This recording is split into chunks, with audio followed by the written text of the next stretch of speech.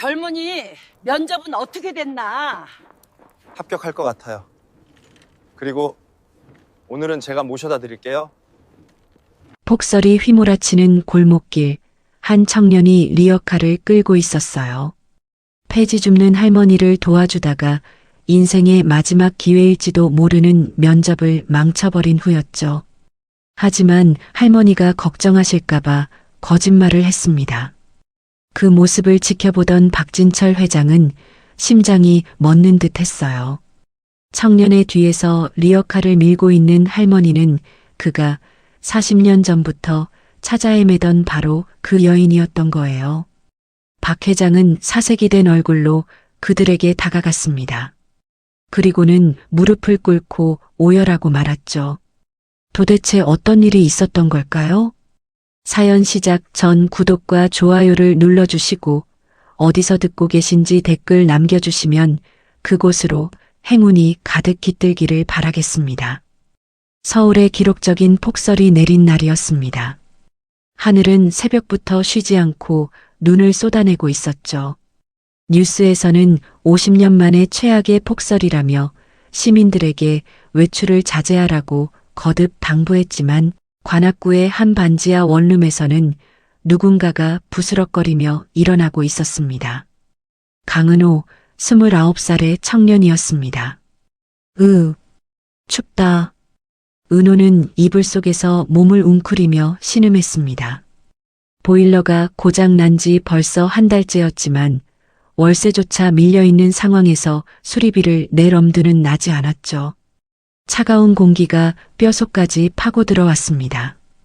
그는 떨리는 손으로 휴대폰을 집어들었습니다. 화면에 뜬 시간은 새벽 5시 30분. 오늘이구나. 태상그룹 최종 면접. 그에게는 인생을 걸어야 할 마지막 기회였습니다. 은호는 이불을 박차고 일어났습니다. 창문 너머로 보이는 풍경에 그는 잠시 할 말을 잃었죠. 골목길은 온통 하얗게 뒤덮여 있었고 눈은 여전히 거세게 내리고 있었습니다. 발등까지 쌓인 눈이 도로를 삼켜버린 것 같았어요. 욕실로 향한 은호는 수도꼭지를 틀었습니다. 차가운 물줄기가 쏟아져 나왔죠. 뜨거운 물은 보일러와 함께 사치품이 되어버린 지 오래였습니다. 그는 이를 악물고 얼음장 같은 물로 세수를 했습니다. 차가운 물이 얼굴에 닿자 정신이 번쩍 들었어요. 거울 속 자신의 모습을 바라봤습니다. 야위고 수척한 얼굴, 움푹 들어간 볼, 그늘진 눈가. 하지만 그의 눈빛만은 여전히 살아있었습니다. 포기를 모르는 강한 의지가 그 안에 담겨 있었어요. 은호는 방으로 돌아와 옷장을 열었습니다. 텅 빈 옷장 한 구석에 비닐에 쌓여 걸려있는 정장이 보였습니다. 그의 유일한 정장이자 마지막 희망이었죠. 3년 전 대학 졸업식 때 어머니께서 무리해서 사주신 것이었습니다. 아버지, 어머니, 오늘은 꼭. 그는 조심스럽게 비닐을 벗기며 중얼거렸습니다. 아버지는 은호가 어릴 적에 돌아가셨어요. 어머니도 작년에 오랜 투병 생활 끝에 세상을 떠나셨죠. 병원비와 장례비로 남은 건 빚뿐이었습니다. 은호는 그 빚을 갚기 위해 닥치는 대로 아르바이트를 하며 취업 준비를 병행했어요. 정장을 입고 넥타이를 매는 그의 손이 미세하게 떨렸습니다. 배고픔 때문이었죠. 어제도 컵라면 하나로 하루를 버텼습니다. 하지만 오늘만큼은 달랐어요. 태상그룹에 합격하면 모든 게 달라질 거라고 그는 스스로에게 다짐했습니다. 은호는 책상 서랍을 열어 이력서와 자기소개서를 꺼냈습니다. 수백 번은 읽었을 종이들이었지만 다시 한번 눈으로 훑었습니다. 학점 4.3, 토익 950점, 각종 공모전 수상 경력. 능력만 놓고 보면 누구에게도 뒤지지 않는다고 자부했습니다. 다만 집안 배경이나 연줄이 없을 뿐이었죠. 실력으로 승부하는 거야. 할 수 있어. 그는 서류를 가방에 넣고 현관으로 향했습니다. 낡은 구두를 신으며 다시 시간을 확인했죠. 평소 같으면 버스를 타고 가는데 30분이면 충분했지만 오늘은 상황이 달랐어요. 문을 열고 나서자 매서운 바람이 얼굴을 때렸습니다. 은호는 목도리를 단단히 감싸고 발걸음을 내디뎠어요. 반지하 계단은 이미 눈으로 가득 차 있었고 한 발 한 발이 조심스러웠습니다. 골목길로 나온 은호는 절망적인 광경을 마주했습니다. 버스 정류장에는 사람들이 발을 동동 구르며 서 있었지만 버스는 보이지 않았어요. 한 아주머니가 옆 사람에게 말했습니다. 버스가 다 멈췄대요. 도로가 다 막혔다고. 은호의 얼굴이 창백해졌습니다.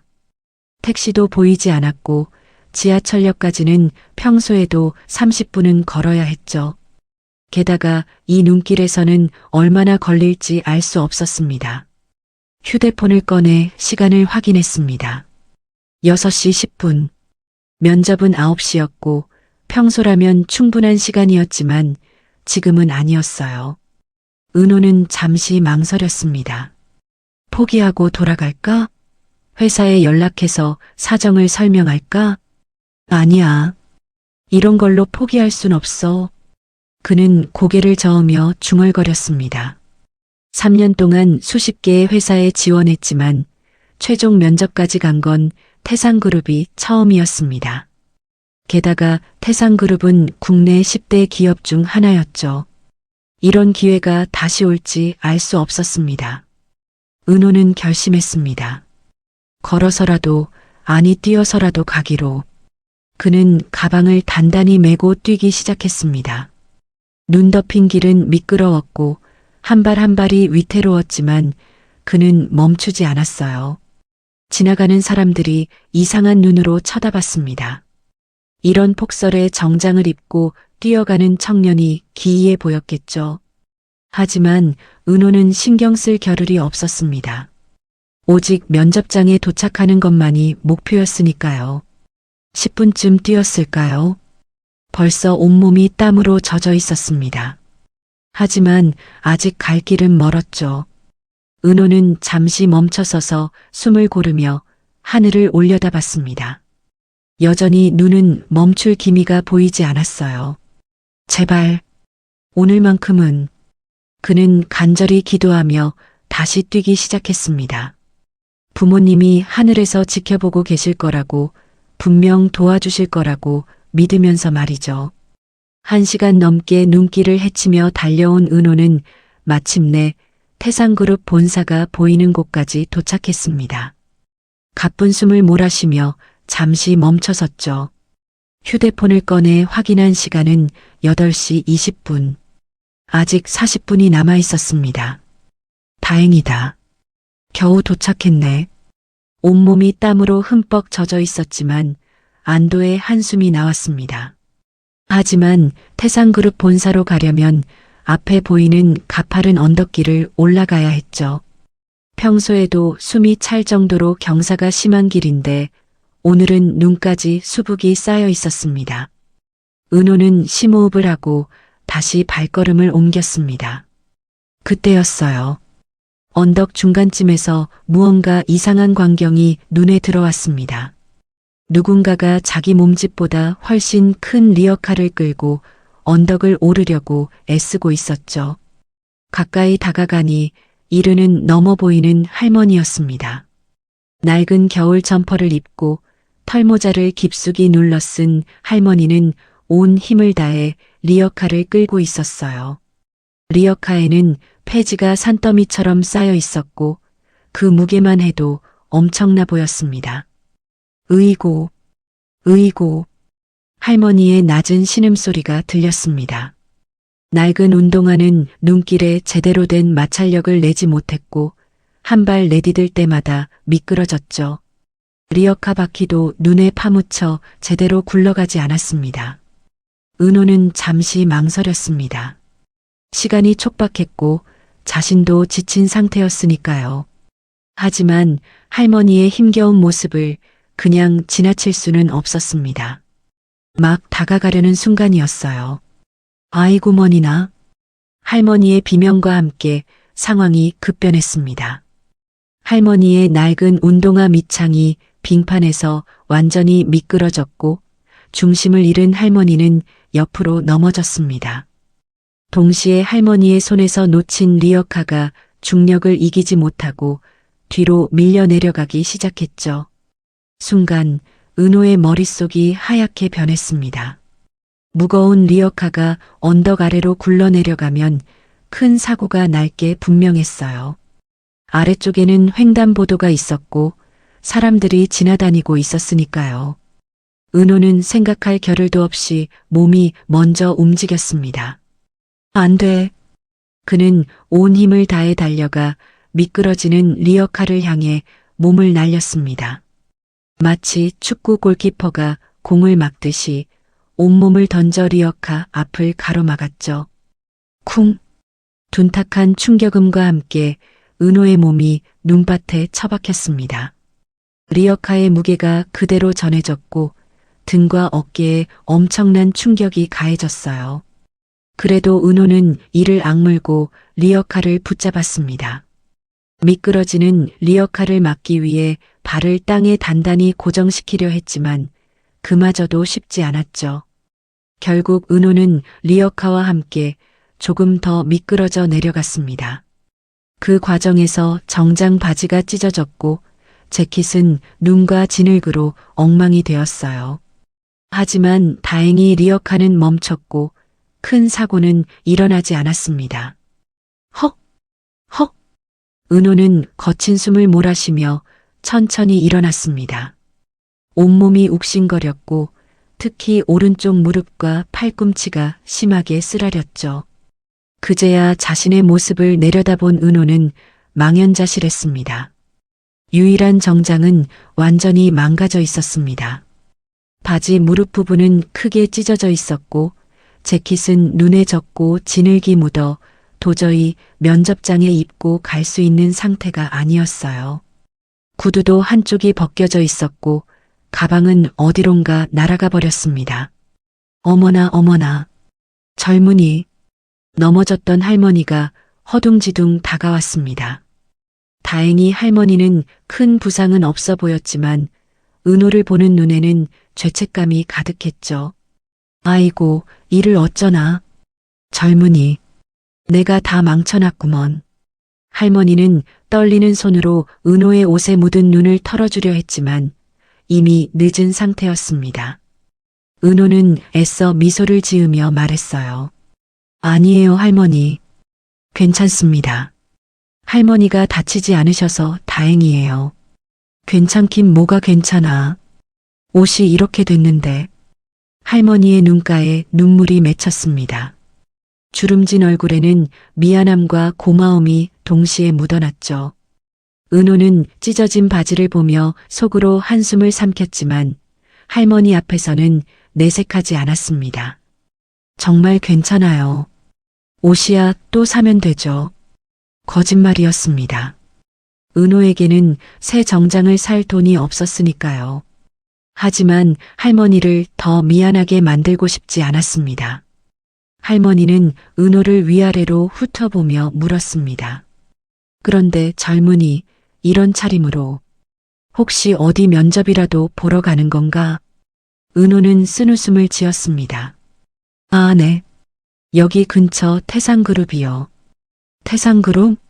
아이고, 그 큰 회사를. 할머니의 얼굴이 더욱 어두워졌습니다. 자신 때문에 젊은이의 인생이 걸린 면접을 망쳤다는 생각에 가슴이 무너지는 것 같았죠. 정말 미안하구먼. 내가 어떻게 보상을. 아니에요, 할머니. 제가 선택한 거예요. 그리고 사실 붙을 가능성도 별로 없었어요. 은호는 담담하게 말했지만 속은 타들어가고 있었습니다.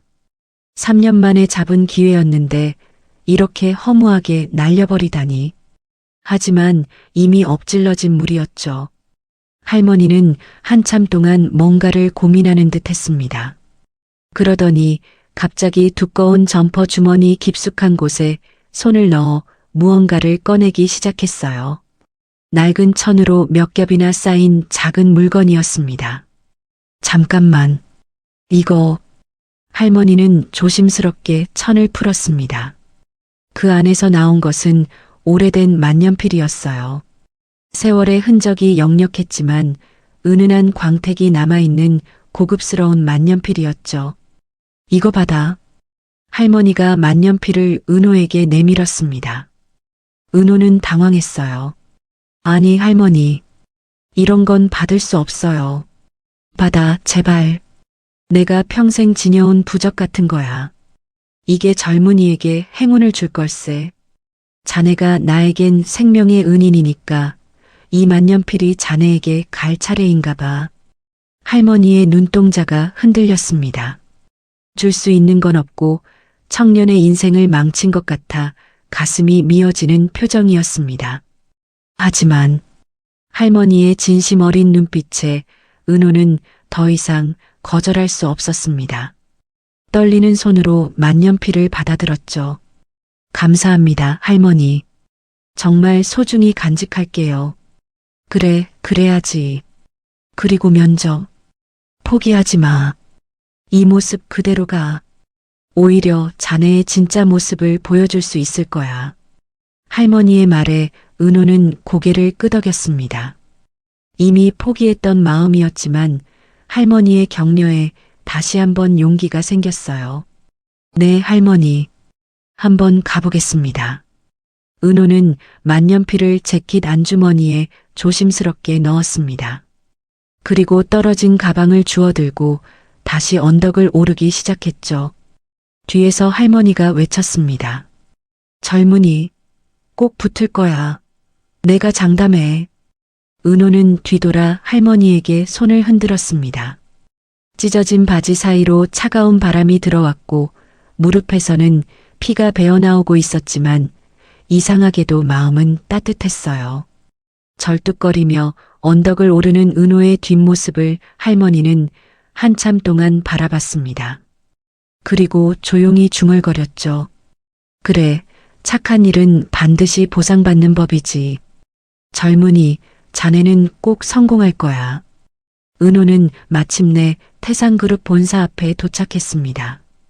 거대한 유리 건물이 위압적으로 서 있었죠. 정문 앞에 선 경비원들이 은호를 보고 수군거렸습니다. 저 사람 뭐야? 노숙자인가? 아니면 사고라도 난 건가?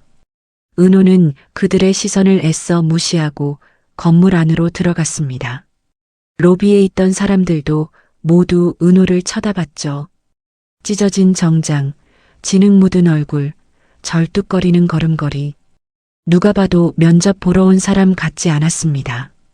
하지만 은호는 당당히 엘리베이터를 향해 걸었습니다. 주머니 속 만년필이 따뜻하게 느껴졌어요. 할머니가 준 행운의 부적이 정말로 기적을 일으켜 줄까요? 은호는 간절한 마음으로 엘리베이터 버튼을 눌렀습니다. 엘리베이터가 열리자 은호는 심호흡을 하고 면접 대기실로 향했습니다. 복도를 걸을 때마다 찢어진 바지 사이로 들어오는 차가운 공기가 상처를 쓰라리게 했지만 이제 와서 돌아갈 수는 없었죠. 면접 대기실 문을 열고 들어서는 순간 은호는 수십 개의 시선이 일제히 자신에게 쏠리는 것을 느꼈습니다. 깔끔한 정장을 입은 지원자들이 가득한 대기실에서 은호의 모습은 너무나 이질적이었어요. 어머, 저게 뭐야? 설마 면접 보러 온 건 아니겠지?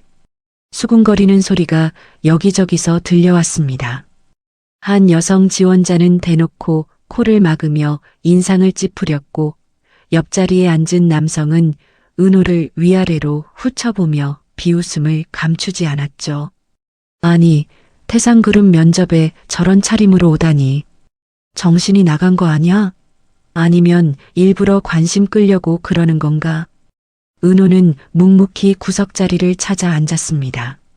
진흙이 묻은 재킷을 벗고 싶었지만 안에 입은 와이셔츠도 땀과 눈에 젖어 있었기에 그마저도 할 수 없었죠. 실례지만 갑자기 누군가 은호에게 다가왔습니다. 단정한 정장을 입은 남자 지원자였죠. 혹시 사고라도 나신 건가요?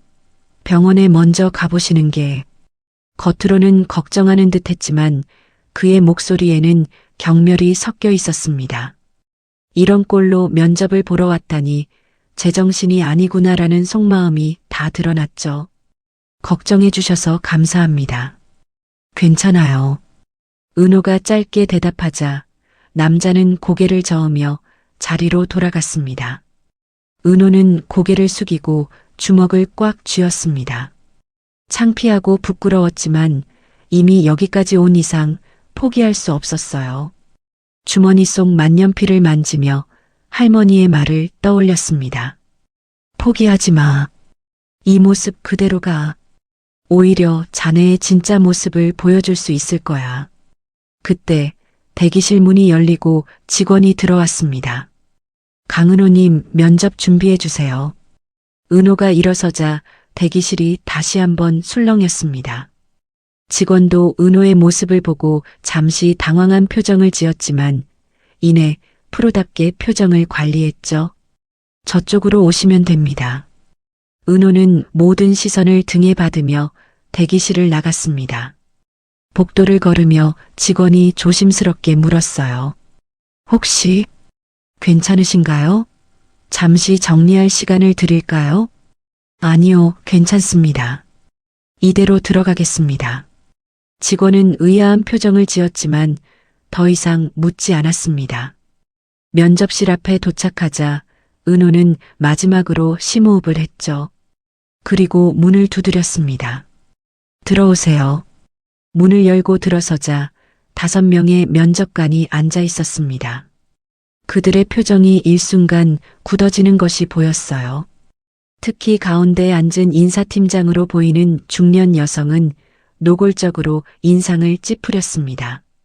이게 무슨... 그녀는 말을 잇지 못했습니다. 옆에 앉은 젊은 면접관도 코를 막는 신용을 하며 고개를 돌렸죠. 하지만 은호는 그 모든 시선을 받으며 당당히 인사했습니다. 안녕하십니까? 경영지원팀에 지원한 강은호입니다.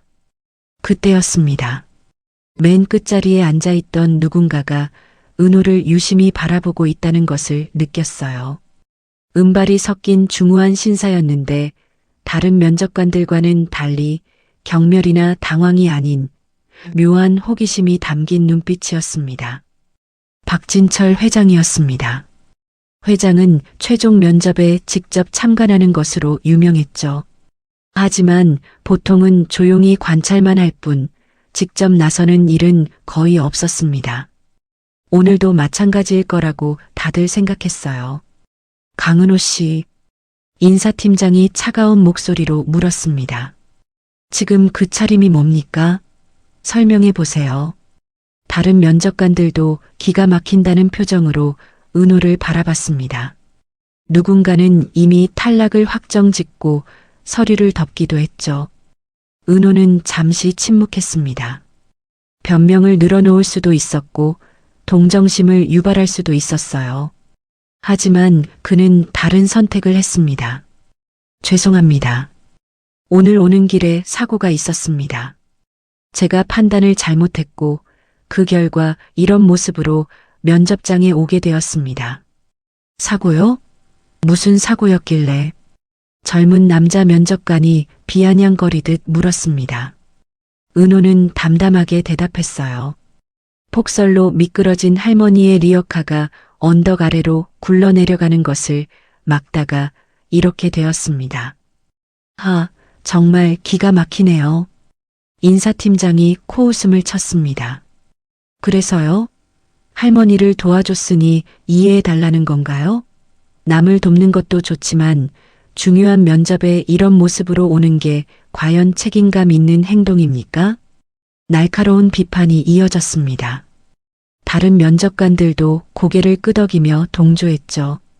하지만 은호는 당황하지 않았습니다. 맞습니다. 제가 시간 관리를 제대로 하지 못했고 우선순위를 잘못 판단했습니다. 변명의 여지가 없습니다. 그런데도 면접을 포기하지 않고 온 이유가 뭡니까? 이번에는 다른 면접관이 물었습니다. 은호는 곧바로 대답했어요. 포기는 제게 없는 선택지였기 때문입니다. 비록 이런 모습이지만 제 실력과 열정을 보여드릴 기회를 놓치고 싶지 않았습니다. 실력이요? 인사팀장이 서류를 뒤적이며 말했습니다. 학점 4.3, 토익 950점. 스펙은 훌륭하네요. 하지만 이런 기본적인 것도 지키지 못하는 사람이 과연 우리 회사에서 일할 자격이 있을까요? 순간 맨 끝에서 조용히 듣고 있던 박진철 회장이 입을 열었습니다. 강은호 씨, 낮고 중후한 목소리에 모든 시선이 회장에게로 향했습니다. 면접관들도 놀란 표정을 지었죠. 회장이 직접 질문하는 일은 극히 드물었으니까요. 오늘 아침 폭설 상황에서 느낀 점이 있다면 말해보세요. 뜬금없는 질문이었지만 은호는 잠시 생각한 뒤 대답했습니다. 대중교통이 마비되고 도시 기능이 정지된 것을 보며 우리가 당연하게 여기는 시스템이 얼마나 취약한지 깨달았습니다. 위기 상황에서는 매뉴얼보다 현장 판단력이 중요하다는 것도 느꼈고요. 회장의 눈이 미세하게 반짝였습니다. 그래서 할머니를 도왔다는 건가요? 아니요. 그건 그냥 본능이었습니다. 위험한 상황을 보고 그냥 지나칠 수 없었어요. 본능이라. 회장은 은호를 뚫어지게 바라봤습니다. 찢어진 바지 사이로 보이는 상처, 진흙 묻은 재킷, 그럼에도 꺾이지 않는 고든 눈빛. 회장은 그 모든 것을 세심하게 관찰했죠. 만약 오늘 같은 상황이 회사에서 발생한다면 강은호 씨는 어떻게 하겠습니까? 구체적으로 어떤 상황을 말씀하시는 건지. 예를 들어 중요한 프레젠테이션을 앞두고 있는데 동료가 위험에 처했다면요? 은호는 망설임 없이 대답했습니다. 먼저 동료를 돕고 그 다음에 프레젠테이션을 수습할 방법을 찾겠습니다. 그것 때문에 회사가 큰 손실을 본다면 제가 책임지겠습니다. 하지만 사람이 먼저라고 생각합니다. 회사의 진정한 자산은 사람이니까요. 인사팀장이 끼어들었습니다. 이상적인 대답이네요. 하지만 현실은 다릅니다. 비즈니스는 감정이 아니라 이성으로 하는 거예요. 은호가 대답하려는 순간 회장이 다시 물었습니다. 그 할머니는 왜 폭설에 리어카를 끌고 있었을까요? 예상치 못한 질문에 은호는 잠시 당황했지만 이내 대답했습니다. 생계 때문이었을 겁니다. 폐지를 주워 파는 게 하루 벌이인 분들은 날씨가 나빠도 나올 수밖에 없으니까요. 그런 분들을 위해 우리 회사가 할 수 있는 일은 뭐가 있을까요? 이번엔 정말 예상 밖의 질문이었습니다. 다른 면접관들도 의아한 표정을 지었죠. 은호는 잠시 고민하다 말했습니다. 재활용 시스템을 개선하거나 노인 일자리 창출 프로그램을 만들 수 있을 것 같습니다. 기업의 사회적 책임 차원에서요. 회장은 미세하게 고개를 끄덕였습니다. 그리고는 다시 침묵에 잠겼죠. 다른 면접관들이 이어서 전공 지식이나 경험에 대한 질문을 했지만 은호의 대답은 명확하고 논리적이었습니다. 비록 겉모습은 엉망이었지만 은호의 답변 하나하나에는 단단한 내공이 느껴졌어요. 회장은 아무 말 없이 은호를 바라봤습니다. 그 눈빛에는 알 수 없는 그리움 같은 것이 스쳐 지나갔죠. 마치 오래전 누군가를 떠올리는 듯한 표정이었습니다. 수고했습니다. 나가보세요. 인사팀장의 차가운 목소리에 은호는 일어섰습니다. 면접관들을 향해 깊이 인사했어요. 감사합니다. 좋은 기회 주셔서 감사했습니다. 그런데 아무도 눈치채지 못했지만 재킷 안주머니에는 작은 구멍이 나 있었어요. 은호가 인사를 하며 몸을 굽히는 순간 그 구멍 사이로 할머니가 준 만년필이 소리 없이 미끄러져 나왔습니다. 두꺼운 카펫 위로 떨어진 만년필은 아무 소리도 내지 않았어요. 은호는 그 사실을 전혀 모른 채 문을 열고 면접실을 나갔습니다. 문이 닫히고 면접실에는 잠시 침묵이 흘렀습니다. 면접관들은 서로 눈빛을 교환하며 고개를 저었죠. 정말 어이없는 면접이었네요. 인사팀장이 한숨을 쉬며 말했습니다. 스펙이 아무리 좋아도 이건 아니죠. 기본이 안 되어 있어요. 맞아요. 회사 이미지를 생각해서라도 저런 사람은. 젊은 면접관이 동조했습니다. 다른 면접관들도 하나둘 부정적인 평가를 늘어놓기 시작했죠. 솔직히 동정심을 유발하려는 쇼 같기도 했어요. 그러게요. 할머니를 도왔다는 것도 믿기 어렵고. 박진철 회장은 여전히 침묵을 지키고 있었습니다. 면접관들의 대화를 듣는 둥만은 깊은 생각에 잠겨 있었죠. 그러다가 천천히 자리에서 일어났습니다. 회장님, 벌써 가시는 겁니까? 인사팀장이 놀라며 물었습니다. 보통 회장은 면접이 모두 끝날 때까지 자리를 지키곤 했으니까요. 잠시 나갔다 오겠네. 회장은 짧게 대답하고 문을 향해 걸었습니다. 그런데 몇 발자국 가다가 갑자기 멈춰 섰어요. 시선이 바닥의 어느 한 지점에 고정되었습니다. 카펫 위에 무언가가 은은하게 반짝이고 있었습니다. 회장은 천천히 그것을 향해 다가갔죠. 가까이서 보니 오래된 만년필이었습니다. 누군가 떨어뜨린 것이 분명했어요. 방금 나간 지원자가 떨어뜨린 건가? 회장은 만년필을 집어들었습니다. 순간 그의 표정이 굳어졌어요. 만년필은 확실히 오래된 것이었지만 단순히 오래되었다고 해서 놀란 것이 아니었습니다. 뚜껑 부분을 자세히 보니 희미하게 이니셜이 새겨져 있었습니다. 세월이 흘러 많이 닳았지만 여전히 읽을 수 있을 정도였죠. J. C. 파크. 회장의 손이 미세하게 떨리기 시작했습니다. 진철박. 자신의 이름 이니셜을 새긴 것이었죠. 하지만 그것보다 더 충격적인 것은 이 만년필 자체였습니다. 이게 어떻게... 회장은 떨리는 손으로 만년필을 돌려가며 살펴봤습니다. 몸체에 새겨진 독특한 문양, 뚜껑의 특별한 디자인 틀림없었습니다. 이것은 40년 전 자신이 직접 디자인해서 주문 제작한 만년필이었어요. 회장님, 괜찮으십니까? 인사팀장이 이상함을 눈치채고 다가왔습니다. 회장의 얼굴이 창백해져 있었거든요. 아니네. 잠시만. 회장은 만년필을 꽉 쥐고 잠시 휘청였습니다. 40년 전의 기억이 파도처럼 밀려왔죠. 당시 20대 후반이었던 박진철은 야심찬 청년 사업가였습니다. 대학을 졸업하자마자 친구들과 함께 작은 무역회사를 차렸죠. 모든 것이 순조로워 보였고 성공을 확신했습니다. 그때 제작한 것이 바로 이 만년필이었어요. 내가 반드시 성공해서 이 펜으로 큰 계약서에 사인을 할 거야.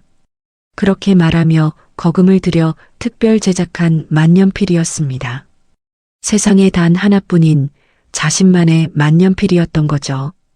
계속해서 40년 전의 기억이 마치 어제 일처럼 선명하게 떠올랐지만 지금은 과거에 빠져 있을 때가 아니었습니다. 김 팀장, 회장이 갑자기 큰 소리로 인사팀장을 불렀습니다. 깜짝 놀란 인사팀장이 다가왔어요. 예, 회장님. 이 펜을 떨어뜨린 지원자를 당장 찾아오게. 회장의 목소리에는 절박함이 묻어났습니다. 인사팀장은 당황한 표정으로 물었죠. 그게 왜 그러시는지 여쭤봐도 지금은 설명할 시간이 없네. 어서. 회장의 단호한 말에 인사팀장은 더 이상 묻지 않고 서둘러 면접실을 나갔습니다. 남은 면접관들은 어리둥절한 표정으로 서로를 바라봤죠. 회장은 다시 만년필을 들여다봤습니다. 펜의 몸통을 천천히 돌리며 세세한 부분까지 확인했어요. 펜촉 부분의 특별한 각인, 몸통에 새겨진 미세한 패턴. 모든 것이 자신이 디자인한 그대로였습니다. 하지만 어떻게 이게 그 청년에게. 머릿속이 복잡해졌습니다. 40년 전 국밥집에 남겨둔 이 만년필이 어떤 경로로 오늘 면접장에 나타난 것일까요? 그리고 그 청년은 이 만년필을 어디서 얻은 것일까요? 그때 회장의 비서가 헐레벌떡 들어왔습니다. 회장님, CCTV 확인했습니다. 강은호 지원자가 만년필을 떨어뜨린 게 맞습니다. 비서는 태블릿을 들어 CCTV 화면을 보여줬습니다. 은호가 인사를 하며 일어서는 순간 재킷 주머니에서 무언가가 떨어지는 장면이 선명하게 찍혀 있었죠. 강은호. 그래, 그 지원자 이력서 가져왔나? 예, 여기 있습니다. 비서가 서류를 건넸습니다. 회장은 급하게 이력서를 훑어봤어요. 29살 관악구 거주, 부모님 모두 사망, 학자금 대출과 각종 빚이 있는 상황. 불쌍한 청년이군. 회장은 중얼거렸습니다. 그러다가 갑자기 고개를 들었어요. 차를 준비해. 지금 당장 이 주소로 가야겠네. 예. 회장님이 직접 가신다고요? 비서는 놀란 표정을 지었습니다. 태상그룹 회장이 지원자를 찾아간다는 것은 상상도 할 수 없는 일이었으니까요. 그래. 그리고 혹시 이 청년이 벌써 집에 도착했는지 확인해봐. 알겠습니다. 그런데 회장님, 정말 괜찮으신가요? 안색이. 괜찮아. 어서 준비해. 회장은 다시 만년필을 바라봤습니다. 이 만년필이 어떻게 그 청년에게 갔을까? 여러 가능성이 머릿속을 스쳐 지나갔죠. 정말 혹시 그분이 살아계신 걸까? 40년 전 국밥집 아주머니의 얼굴이 떠올랐습니다.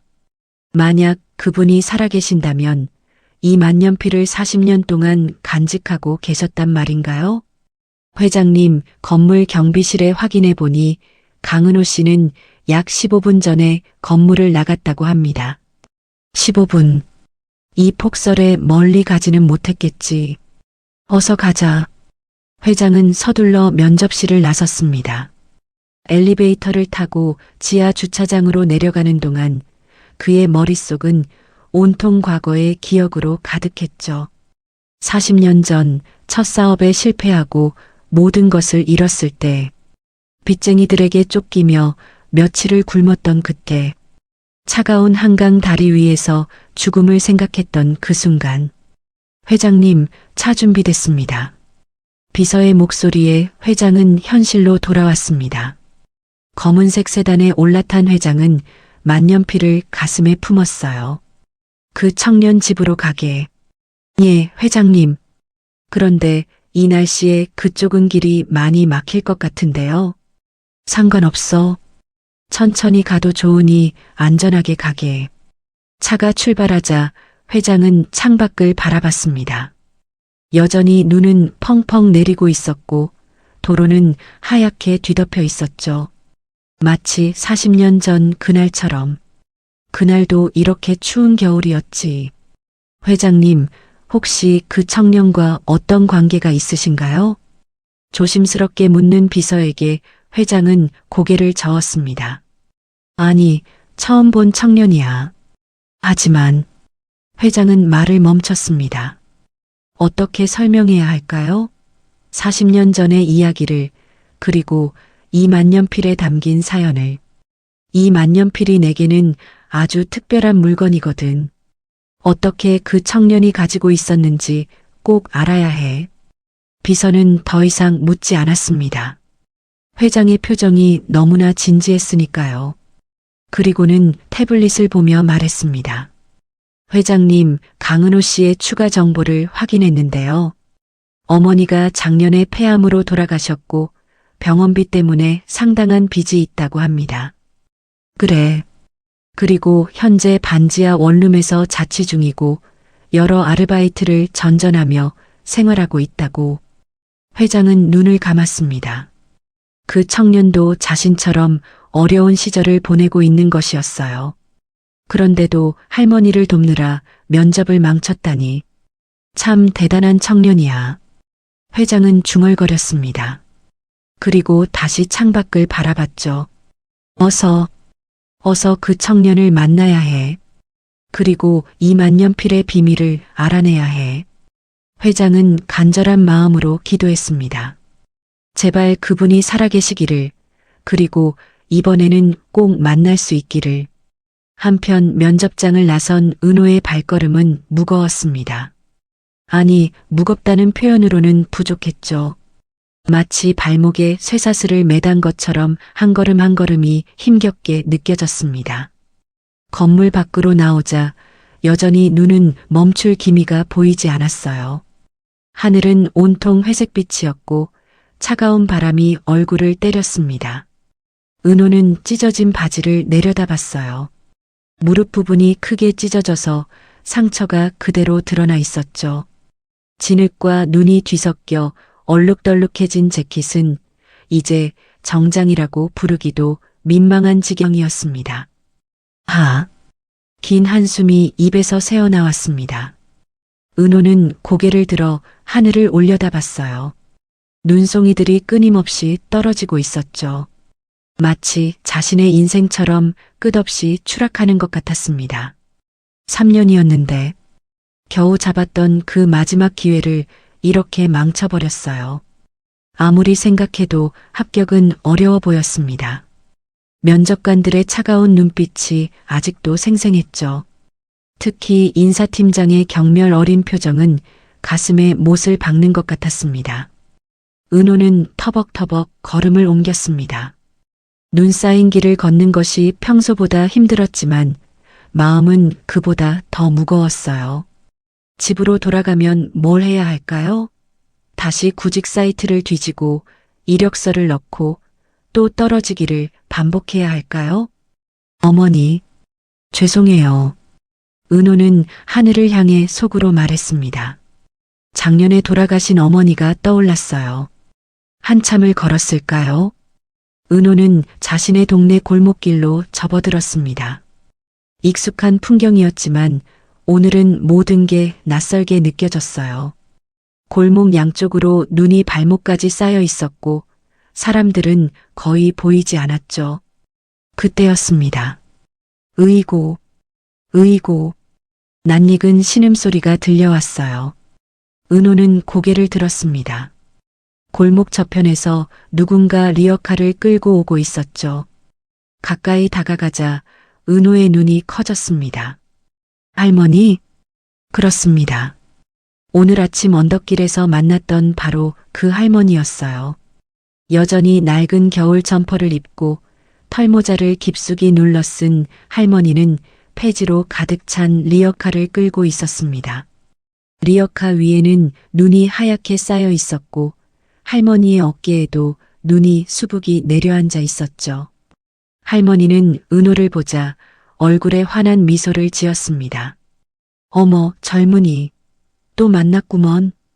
할머니의 목소리는 반가움으로 가득 차 있었어요.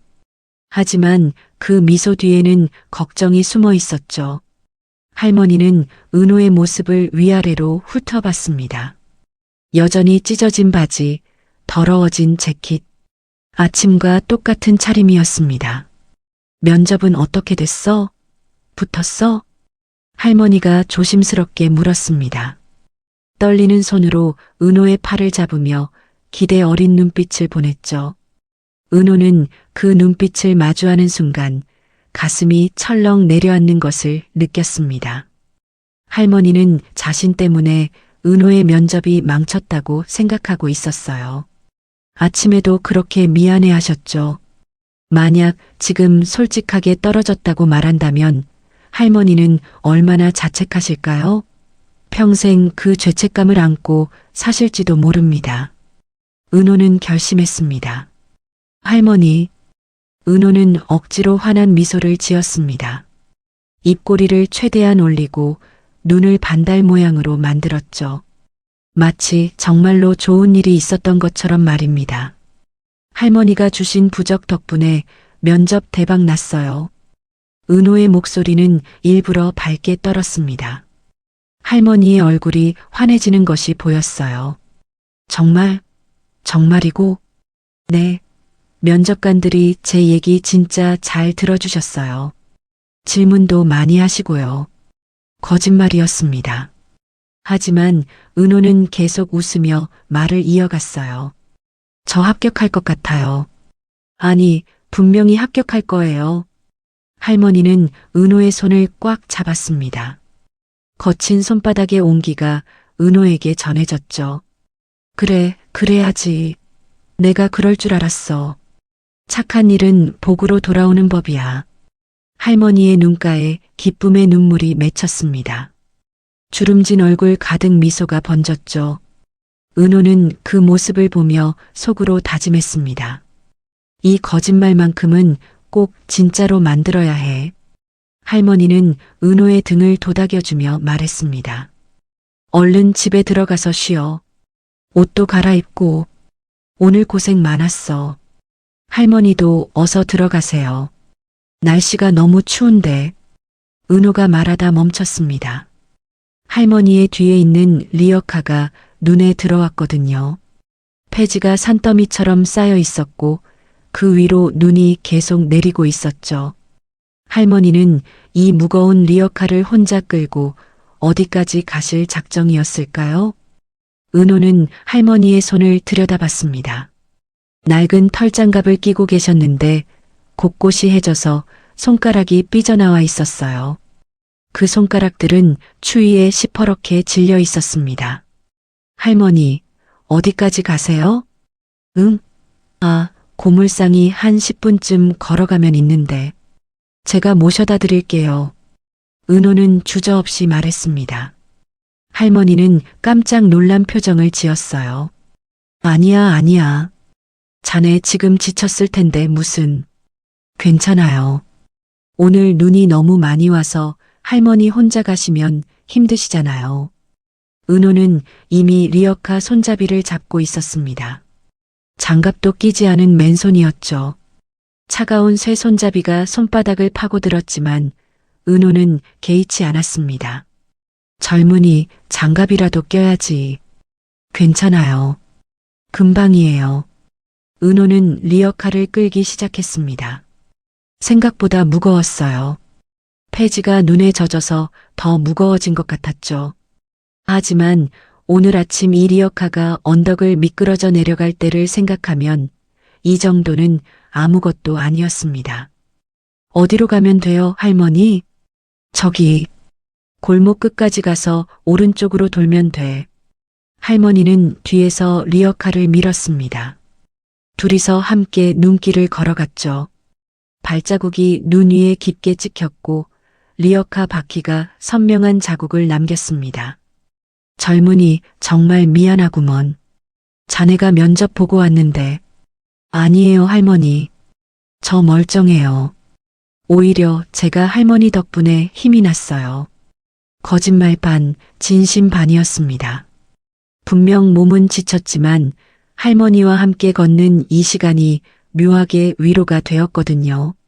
적어도 혼자 자괴감에 빠져 집으로 돌아가는 것보다는 나았습니다. 찬바람이 불어왔지만 은호는 리어카 손잡이를 놓지 않았습니다. 맨손은 이미 감각이 없을 정도로 얼어붙었지만 그래도 괜찮았어요. 할머니는 뒤에서 리어카를 밀며 중얼거렸습니다. 세상에 이런 젊은이가 다 있나? 부모님이 정말 잘 키우셨어. 그 말을 들은 은호의 눈시울이 뜨거워졌습니다. 돌아가신 부모님 생각이 났거든요. 특히 어머니의 목소리가 귓가에 맴돌았습니다. 은호야, 힘들어도 남 도울 줄 아는 사람이 되렴. 그게 진짜 멋진 사람이란다. 은호는 눈물을 참으며 리어카를 끌었습니다. 두 사람은 말없이 하얀 세상 속을 걸어갔습니다. 그때 골목 어귀에 검은색 세단 한 대가 조용히 멈춰 섰습니다. 차 안에는 박진철 회장이 앉아 있었어요. 그는 한참 동안 창밖을 응시하고 있었습니다. 숨을 쉬는 것조차 조심스러운 듯 얼어붙은 표정으로 말이죠. 비서가 조심스럽게 물었습니다. 회장님, 저기 맞으신 겁니까? 회장은 대답하지 않았습니다. 그저 떨리는 손으로 창문을 가리켰을 뿐이었죠. 비서가 회장의 시선을 따라 창밖을 바라봤어요. 눈보라가 휘몰아치는 골목길이었습니다. 그 속에서 두 사람이 리어카를 끌고 천천히 걸어오고 있었죠. 한 명은 젊은 청년이었고 다른 한 명은 허리가 굽은 노인이었습니다. 청년은 앞에서 리어카를 끌고 있었어요. 장갑도 끼지 않은 맨손으로요. 할머니는 뒤에서 리어카를 밀고 있었죠. 회장의 눈이 할머니의 옆모습에 고정되었습니다.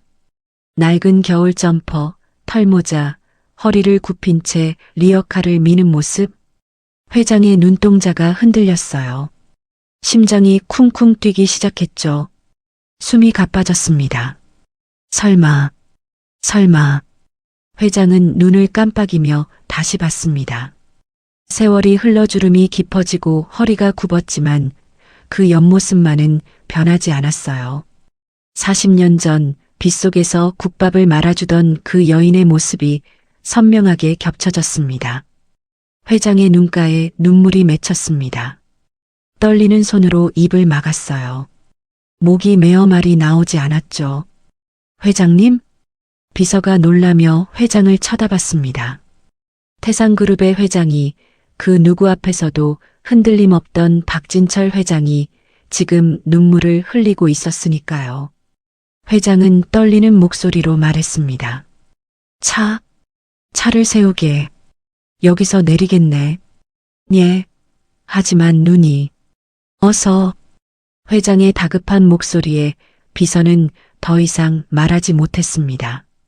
차가 완전히 멈추자 회장은 문을 열고 밖으로 나갔어요. 차가운 바람이 얼굴을 때렸습니다. 눈송이들이 회장의 코트에 내려앉았죠. 하지만 회장은 추위를 느끼지 못했습니다. 오직 저 앞에서 걸어오는 두 사람만이 눈에 들어왔어요. 회장은 한 걸음 한 걸음 다가갔습니다. 구두가 눈 속에 푹푹 빠졌지만 개의치 않았어요. 고급 코트 자락이 눈에 젖어들었지만 신경 쓰지 않았습니다. 가까워질수록 회장의 심장은 더 빠르게 뛰었어요. 손은 더욱 떨렸고 숨은 더욱 가빠졌죠. 40년을 찾아 헤맨 그 얼굴이 바로 눈앞에 있었습니다. 은호가 먼저 회장을 발견했습니다. 은호는 갑자기 눈앞을 가로막는 신사를 보고 멈춰 섰어요. 리어카도 덩달아 멈췄죠. 할머니도 고개를 들어 앞을 바라봤습니다. 왜 그래, 젊은이? 할머니가 물었을 때 회장은 이미 두 사람 바로 앞까지 와 있었습니다. 은호는 회장을 알아봤어요. 오늘 아침 면접장에서 봤던 태산그룹의 박진철 회장이었죠. 은호의 얼굴이 창백해졌습니다. 왜 회장님이 여기에? 은호의 머릿속이 복잡해졌어요. 혹시 면접 결과를 직접 알려주러 오신 건가? 아니면 자신이 무슨 잘못이라도 저지른 건가? 온갖 생각이 머릿속을 스쳤죠.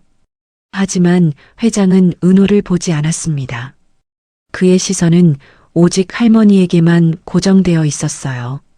마치 세상에 할머니 한 분만 존재하는 것처럼요. 회장의 입술이 떨렸습니다. 무언가 말하려 했지만 목이 메어 소리가 나오지 않았죠. 그는 한 걸음 더 다가갔습니다. 할머니와의 거리가 두 걸음밖에 남지 않았어요. 할머니는 회장을 올려다봤습니다. 은발이 섞인 중후한 신사, 고급스러운 코트, 품격 있는 자태, 완전히 낯선 사람이었어요. 이렇게 잘 차려입은 양반을 골목길에서 마주치는 일은 평생 몇 번 없었죠. 실례지만 누구신지 할머니가 조심스럽게 물었을 때였습니다. 회장이 무릎을 꿇었어요. 털썩? 둔탁한 소리와 함께 회장의 무릎이 눈밭에 닿았습니다. 고급 바지가 눈에 젖어들었고 차가운 눈이 무릎을 파고들었지만 회장은 전혀 신경 쓰지 않았어요. 은호와 할머니는 깜짝 놀라 입을 벌렸습니다. 아니, 이게 무슨... 할머니가 당황해서 말했습니다. 손을 내밀어 회장을 일으키려 했지만 회장은 고개를 더 깊이 숙였어요. 이마가 거의 눈밭에 닿을 듯 말 듯 했죠. 일어나세요. 어른께서 왜 이러십니까? 할머니의 목소리에는 당혹감이 가득했어요. 자신보다 훨씬 젊어 보이는, 그것도 이렇게 고귀해 보이는 양반이 자기 앞에 무릎을 꿇다니. 할머니는 어찌할 바를 몰라 했죠. 은호도 황급히 다가가 회장의 팔을 잡으려 했습니다. 회장님, 일어나십시오. 무슨 일이신지. 하지만 회장은 꿈쩍도 하지 않았어요. 그저 고개를 숙인 채 떨고 있을 뿐이었습니다. 어깨가 들썩거렸죠. 울고 있는 것 같았어요. 잠시 침묵이 흘렀습니다. 눈은 계속 내렸고 세 사람은 그 자리에 얼어붙은 듯 멈춰 있었어요. 한참 후 회장이 떨리는 목소리로 입을 열었습니다. 아주머니. 그 목소리는 너무나 간절했어요. 마치 수십 년 동안 꾹꾹 눌러 담아두었던 감정이 한꺼번에 터져 나오는 것 같았죠. 회장은 떨리는 손을 가슴에 얹었습니다. 눈물이 뺨을 타고 흘러내렸어요. 회장은 잠시 말을 멈췄습니다. 목이 메었거든요. 깊게 숨을 들이마시고 다시 입을 열었어요. 저는 박진철이라고 합니다. 할머니는 그 이름을 듣는 순간 온몸이 굳어졌습니다. 박진철. 40년 동안 편지에서 수없이 읽었던 그 이름. 그 사람이 진짜 이 사람인 걸까요? 회장은 계속 말을 이어갔습니다. 40년 전 겨울이었습니다. 회장의 목소리는 점점 더 떨렸어요. 눈물이 멈추지 않고 흘러내렸죠. 그때 회장은 잠시 숨을 고르며 말을 이었습니다. 거리를 헤매던 노숙자였습니다. 회장은 떨리는 손을 가슴에 얹었습니다. 아주머니의 국밥집에서 밥을 얻어먹었던 그 노숙인입니다. 할머니는 떨리는 손으로 입을 틀어막았습니다. 눈이 커졌고 온몸이 얼어붙었어요. 너무 늦게 와서 정말 죄송합니다. 할머니의 떨리는 눈빛을 본 회장의 눈앞에 40년 전 그 겨울이 생생하게 펼쳐졌습니다. 40년 전 겨울, 28살의 박진철은 세상을 다 가진 듯 당당했습니다. 진철아, 축하한다. 야, 우리 이제 대박 나는 거 아니야? 대학 동기들이 사무실에 모여 샴페인을 터뜨렸어요. 작은 사무실이었지만 청년들의 꿈은 하늘을 찔렀죠. 벽에는 방금 걸어놓은 간판이 빛나고 있었습니다. 진성무역 주식회사. 진철과 친구 성우가 합쳐 만든 회사 이름이었어요. 둘은 대학 시절부터 사업을 꿈꿨고 졸업하자마자 바로 무역회사를 차렸죠. 이바들 3년 안에 우리 강남에 사무실 옮긴다. 진철이 샴페인 잔을 높이 들며 외쳤습니다. 28살 청년의 얼굴에는 자신감이 넘쳐 흘렀어요. 5년 안에는 해외 지사도 낸다. 성우도 덩달아 외쳤죠. 청년들의 웃음소리가 작은 사무실을 가득 채웠습니다. 진철은 책상 서랍을 열어 작은 상자를 꺼냈어요. 그 안에는 만년필이 들어 있었습니다. 검은색 몸통에 은색 장식이 들어간 자신이 직접 디자인해서 주문 제작한 만년필이었죠. 이걸로 첫 계약서에 사인할 거야. 진철은 만년필을 꺼내 들고 허공에 사인을 하는 신용을 했습니다. 친구들이 박수를 쳤어요. 멋있다, 진철아. 역시 우리 사장님. 그때만 해도 진철은 몰랐습니다. 이 만년필이 앞으로 자신의 유일한 재산이 될 거라는 것을요. 처음 6개월은 순조로웠습니다. 작은 거래들이 성사되었고 매출이 조금씩 올라갔어요. 진철은 더 큰 거래를 따내기 위해 동분서주했죠. 그러던 어느 날 기회가 왔습니다. 박 사장님, 이번 건 정말 큰 겁니다. 성공하면 1년치 매출을 한 번에 올릴 수 있어요. 거래처 사장이 말했습니다. 진철의 눈이 반짝였어요. 얼마나 큰 건데요? 1억 원 규모입니다. 다만, 진철의 눈이 휘둥그레졌습니다. 다만, 성금을 좀 내셔야 합니다. 2천만 원 정도요. 2천만 원. 40년 전에 진철에게는 엄청난 금액이었어요. 회사 자본금 전부를 쏟아부어도 모자랐죠. 대출을 받으시면 됩니다. 계약서만 있으면 은행에서 바로 나와요. 진철은 고민했습니다. 위험했어요. 하지만 이 기회를 놓치면 언제 또 이런 큰 건이 올까요? 좋습니다. 하겠습니다. 진철은 결국 대출을 받았습니다. 집을 담보로 잡히고 친구들에게도 돈을 빌렸어요. 부모님의 노후 자금까지 끌어다 썼죠. 진철아, 괜찮겠니? 어머니가 걱정스럽게 물었습니다. 걱정 마세요, 어머니. 이번 거래만 성공하면 다 갚을 수 있어요. 아니, 몇 배로 돌려드릴게요. 진철은 자신만만했습니다. 계약서에 만년필로 사인을 하는 순간 세상을 다 가진 기분이었죠. 하지만 한 달 후 거래처에서 연락이 왔습니다. 박 사장님, 죄송합니다. 거래가 무산됐습니다. 뭐라고요? 상대 회사가 부도가 났습니다. 저희도 큰 손해를 봤어요. 전화기를 든 진철의 손이 떨렸습니다.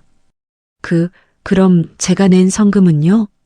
그게 돌려드릴 수가 없습니다. 저희도 파산 직전이거든요. 전화는 끊겼습니다.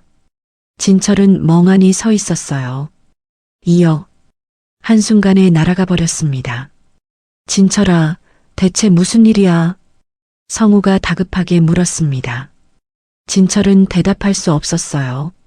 입이 떨어지지 않았죠.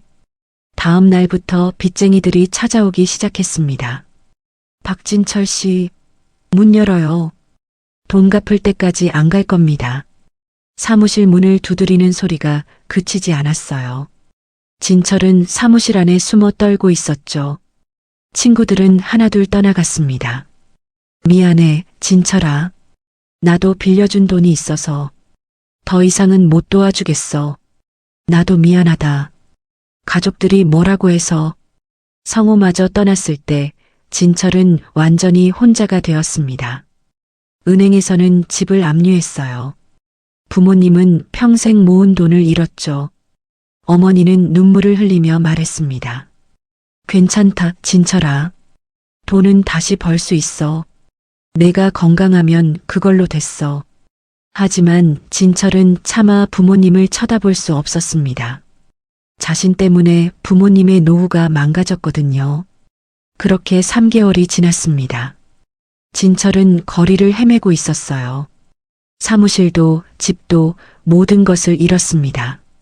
주머니에는 1,000원도 남지 않았죠. 다시 겨울이 돌아왔습니다. 눈이 내리기 시작했어요. 그날은 유난히 추운 겨울의 이른 새벽이었습니다. 춥다. 진철은 떨리는 몸을 움켜쥐며 걸었습니다. 며칠째 제대로 먹지 못했어요. 이렇게 살 바에야. 진철의 머릿속에 어두운 생각이 스쳤습니다. 한강이 보였어요. 다리 위에 서서 아래를 내려다봤죠. 시커먼 강물이 흐르고 있었습니다. 뛰어내리면 모든 게 끝나겠지. 진철은 난간에 손을 얹었습니다. 차가운 쇠가 손바닥을 파고들었어요. 한 발만 올리면 되었죠. 그때였습니다. 젊은 양반. 뒤에서 누군가 불렀습니다. 진철은 고개를 돌렸어요. 무거운 장바구니를 양손에 든 중년 여인이 헐레벌떡 다가오고 있었습니다. 국밥집 앞치마 위에 두툼한 외투를 걸친 여인이었죠. 거기서 뭐 하는 거요? 위험해. 여인은 장바구니를 내려놓고 급히 진철의 팔을 잡아 끌었습니다. 난 지금 새벽 시장 갔다 오는 길인데 자네는 지금 뭐 하려는 거요? 여인이 진철의 얼굴을 들여다봤습니다. 핏기 하나 없는 창백한 얼굴, 움푹 들어간 뺨, 초점 잃은 눈동자. 며칠을 굶은 것 같구먼. 여인은 깊게 한숨을 쉬었습니다. 어서 와요. 우리 가게가 저기 다리 건너편인데 밥은 먹고 가야지. 여인은 장바구니를 다시 들고 진철의 손을 잡아 끌었습니다. 진철은 힘없이 끌려갔어요. 거부할 힘도 없었죠. 여인은 진철의 손을 잡고 골목 안으로 끌고 갔습니다. 작은 국밥집이 보였어요. 옥분인의 국밥이라는 간판이 걸려 있었죠. 앉아요. 금방 줄 테니. 여인은 진철을 자리에 앉히고 주방으로 들어갔습니다. 잠시 후 김이 모락모락 나는 국밥을 들고 나왔어요. 자, 뜨거우니까 천천히 먹어요. 진철은 국밥을 내려다봤습니다. 하얀 쌀밥 위로 뜨거운 국물이 자르르 흘러내리고 있었어요. 고기도 수북이 올라가 있었죠. 돈이? 진철이 떨리는 목소리로 말했습니다. 됐어요. 그냥 먹어요. 밥은 먹고 살아야지. 여인은 미소를 지으며 말했습니다. 진철은 숟가락을 들었어요. 손이 너무 떨려서 숟가락을 제대로 잡을 수가 없었죠. 한 숟가락 떠서 입에 넣는 순간 진철의 눈에서 눈물이 흘러내렸습니다. 따뜻했어요. 뜨거운 국물이 식도를 타고 내려가는 순간 진철은 자신이 아직 살아있다는 것을 느꼈습니다. 죽은 듯 얼어붙었던 몸이 조금씩 녹아내렸어요. 흐윽. 진철은 숟가락을 놓고 울기 시작했습니다. 어깨가 들썩였고 눈물이 국밥 그릇에 뚝뚝 떨어졌어요. 괜찮아요. 울어도 돼요. 다 울어내요. 여인은 진철의 등을 토닥이며 말했습니다. 진철은 한참을 울었어요. 그동안 참았던 모든 서러움이 터져나왔죠. 한참 후 진철은 다시 숟가락을 들었습니다. 눈물을 흘리며 국밥을 먹었어요. 한 숟가락 한 숟가락이 너무나 소중했습니다. 국밥을 다 먹고 나자 진철은 조금 정신이 돌아왔습니다. 감사합니다. 정말 감사합니다. 진철은 고개를 숙이며 말했습니다. 천천히 가요. 조심하고. 여인은 따뜻하게 웃으며 말했습니다. 진철은 국밥집을 나섰습니다. 눈은 여전히 내리고 있었어요. 하지만 아까와는 달랐습니다. 뜨거운 국밥 한 그릇이 몸을 데워주었고 여인의 따뜻한 마음이 얼어붙었던 가슴을 녹여주었죠. 다시 살아야겠다. 진철은 그렇게 생각했습니다. 아직 늦지 않았어요. 다시 시작할 수 있었죠.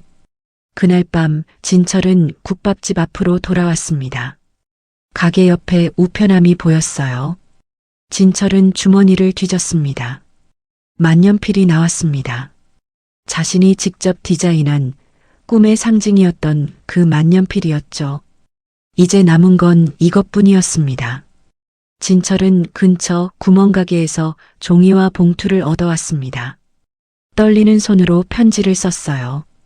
아주머니께 죽으려던 저를 이 국밥 한 그릇이 살렸습니다.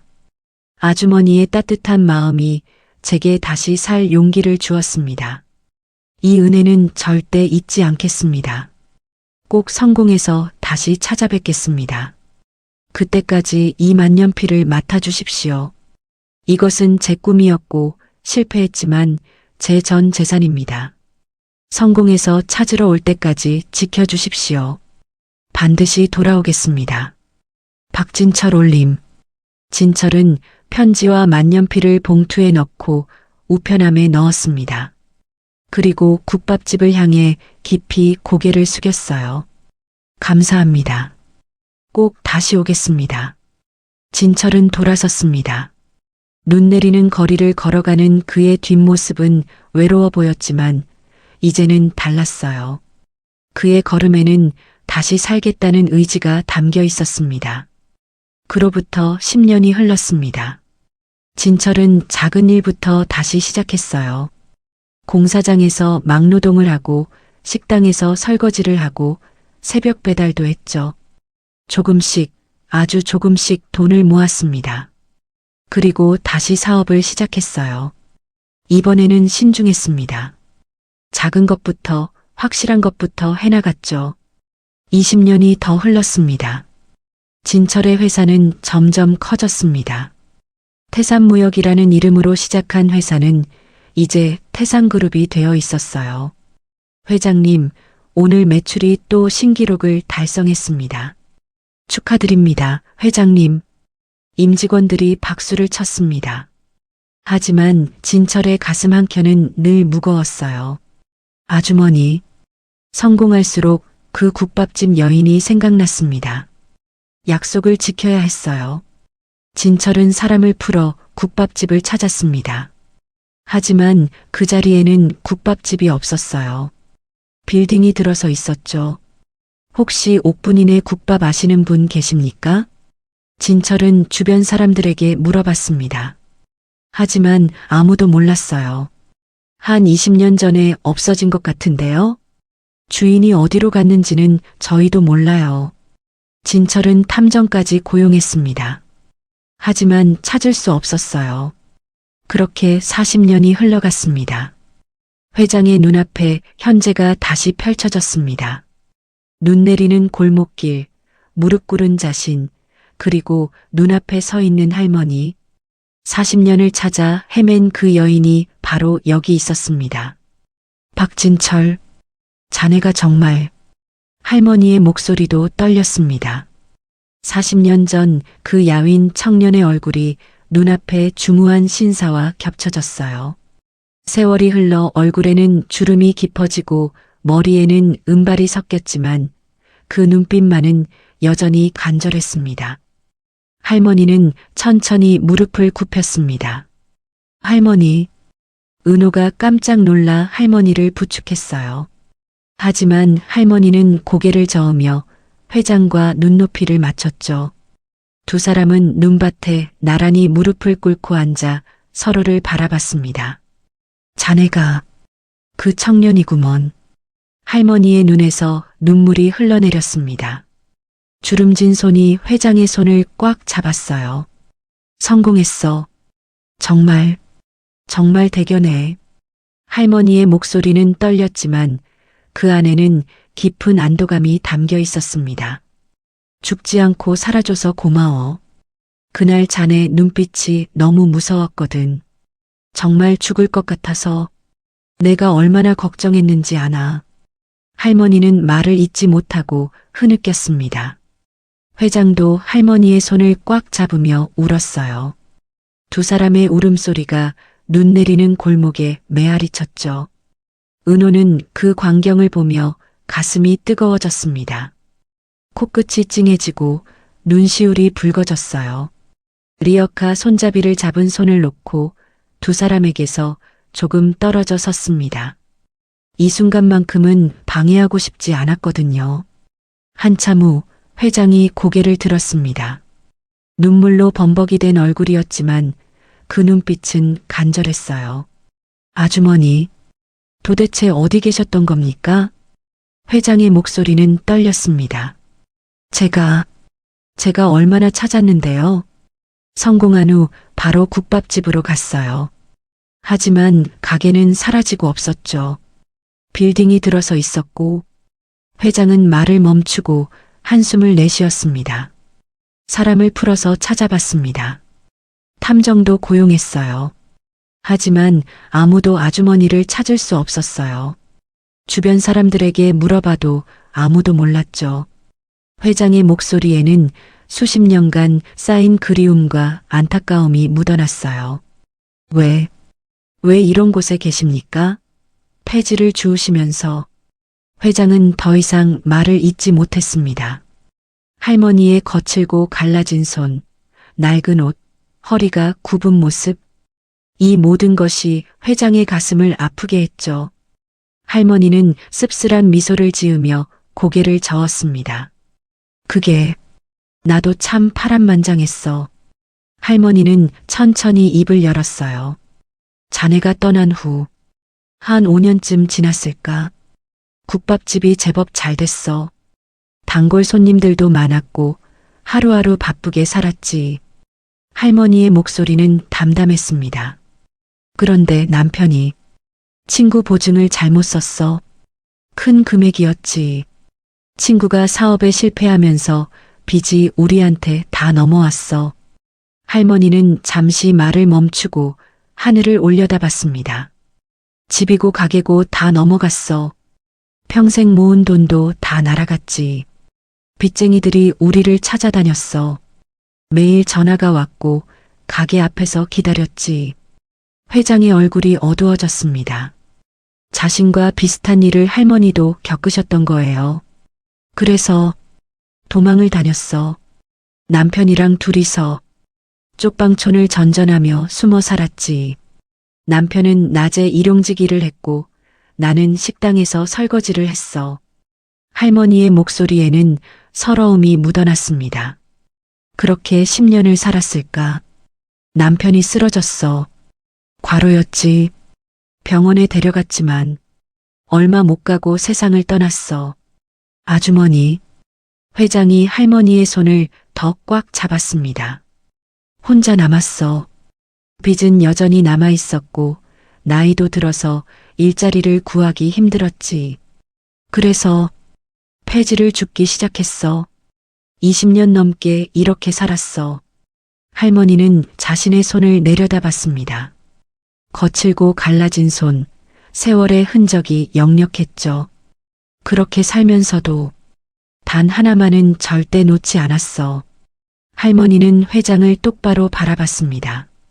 자네가 남긴 편지와 만년필이야. 회장의 눈이 커졌습니다. 도망 다닐 때도, 쪽방촌을 옮길 때도, 남편이 죽었을 때도 그것만은 절대 버리지 않았어. 상자에 넣어서 늘 품에 지녔지. 할머니의 목소리가 떨렸습니다. 이건 주인이 있는 물건이야. 자네가 꼭 찾으러 올 거라고.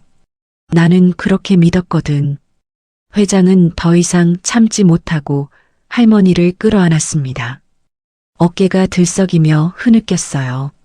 죄송합니다. 정말 죄송합니다. 제가 더 빨리 찾았어야 하는데. 아니야, 괜찮아. 이렇게 만났잖아. 할머니는 회장의 등을 토닥이며 말했습니다. 마치 어린아이를 달래듯이요. 한참 후 두 사람은 서로를 놓았습니다. 회장은 코트 안주머니에서 무언가를 꺼냈어요. 만년필이었습니다. 이게 아주머니께서 40년 동안 지켜주신 거죠? 회장은 떨리는 손으로 만년필을 할머니에게 보여줬습니다. 할머니는 그 만년필을 보는 순간 눈이 커졌어요. 맞아. 그게 맞아. 할머니는 손을 뻗어 만년필을 만졌습니다. 차가운 금속의 촉감이 손끝에 느껴졌죠. 이게 오늘 아침 그 청년한테 준 게 이거였지. 그런데 어떻게 자네가? 강은호 씨가 면접을 보고 나가던 중 떨어뜨린 걸 발견했습니다. 할머니는 은호를 돌아봤습니다.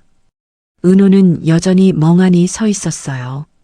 무슨 일이 벌어지고 있는지 완전히 이해하지는 못했지만 자신이 중요한 역할을 했다는 것만은 알 수 있었죠. 할머니는 은호를 향해 손을 내밀었습니다. 젊은이, 이리 와봐. 은호는 조심스럽게 다가갔습니다. 할머니는 은호의 손을 잡으며 말했어요. 오늘 아침 이 청년이 날 구해줬어. 할머니는 회장을 바라보며 말을 이었습니다. 리어카가 언덕에서 미끄러져 내려갈 뻔했는데 이 청년이 몸을 던져 막아줬지. 그 바람에 옷이 다 망가졌어. 면접 보러 가는데 말이야. 회장은 은호를 올려다봤습니다. 찢어진 바지, 더러워진 재킷. 그제야 은호가 왜 그런 모습으로 면접장에 왔는지 이해가 됐어요. 그래서 내가 미안한 마음에 뭐라도 해주고 싶었어. 하지만 내게 줄 수 있는 건 아무것도 없었지. 그때 생각났어. 자네가 남긴 만년필이. 할머니는 회장의 손을 꽉 잡았습니다. 평생 간직해온 이 만년필을 이 착한 청년에게 행운의 부적으로 줬어. 이 청년에게 좋은 일이 생기길 바라면서 말이야. 할머니의 눈에 다시 눈물이 고였습니다. 그런데 그게 자네를 내게 데려왔구먼. 이 청년이 면접장에서 만년필을 떨어뜨렸고 자네가 그걸 주어서 이렇게 날 찾아온 거잖아. 할머니는 은호와 회장을 번갈아 보며 말했습니다. 인연이란 게 참 신기해. 40년 전에 자네를 살렸고 오늘은 이 청년이 날 살렸고 그 청년이 다시 자네와 나를 만나게 해줬으니. 회장은 은호를 바라봤습니다. 그 눈빛에는 깊은 감사가 담겨 있었어요. 고맙네, 강은호 씨. 자네가 아니었으면 나는 평생 아주머니를 찾지 못했을 거야. 회장은 천천히 일어났습니다. 그리고 은호를 향해 고개를 깊이 숙였어요. 정말 고맙네. 은호는 황급히 손을 내저었습니다. 아, 아닙니다. 저는 그냥, 아니야. 회장이 고개를 들며 말했습니다. 자네는 오늘 두 사람을 구했어. 아주머니의 생명을 구했고 나의 40년 수건을 풀어줬지. 회장은 은호의 어깨에 쌓인 눈을 털어주었습니다. 마치 아들을 대하듯 다정한 손길이었어요. 아까 면접장에서도 느꼈지만 자네는 정말 특별한 사람이야. 회장은 할머니를 부축해 일으켰습니다. 그리고 두 손으로 할머니의 손을 감싸주며 말했어요. 아주머니, 이제 고생 안 하셔도 됩니다. 회장의 목소리는 단호했습니다. 제가 앞으로 친어머니처럼 모시겠습니다. 집도 마련해드리고 편히 사시도록 모든 걸 해드리겠습니다. 아니야, 그럴 필요 없어. 할머니가 손을 내저었지만 회장은 고개를 저었어요. 아닙니다. 이건 제 의무입니다. 아주머니께서 제게 주신 은혜를 갚을 기회를 주십시오. 제발. 회장의 눈에 다시 눈물이 맺혔습니다. 할머니는 그런 회장을 보며 천천히 고개를 끄덕였어요. 그래. 그렇다면 고맙게 받을게. 회장은 안도의 한숨을 내쉬었습니다.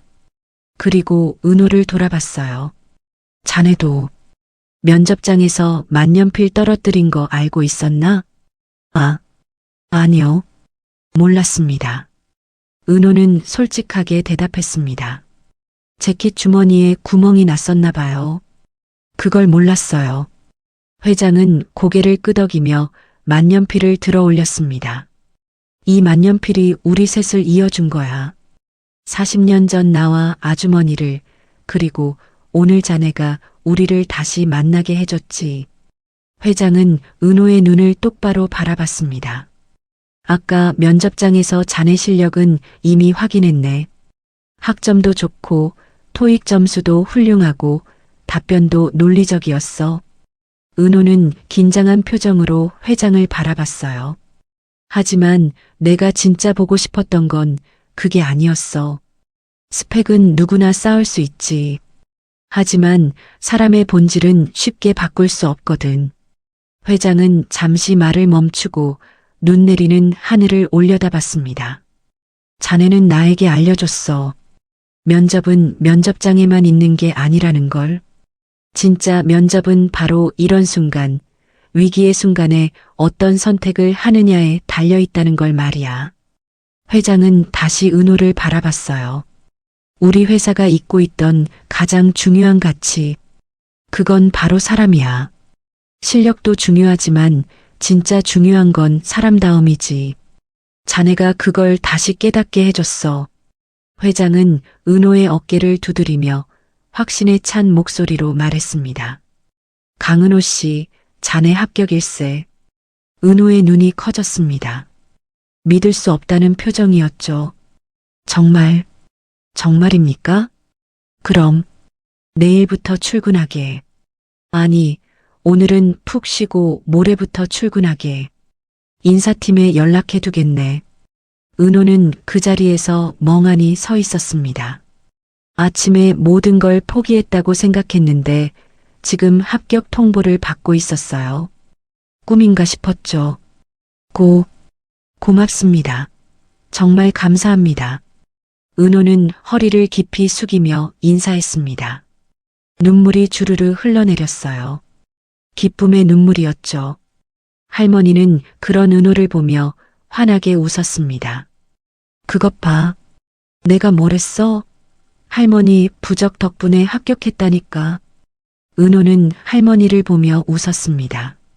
아까 했던 거짓말이 진짜가 된 거예요. 눈은 여전히 내리고 있었습니다. 하지만 이제 그 눈은 차갑지 않았어요. 세 사람의 얼굴에는 따뜻한 미소가 번지고 있었죠. 회장은 비서에게 손짓했습니다. 차에서 기다리던 비서가 우산을 들고 달려왔어요. 아주머니, 우선 따뜻한 곳으로 가시죠. 감기 걸리시겠어요. 이 리어카는 제가 처리하겠습니다.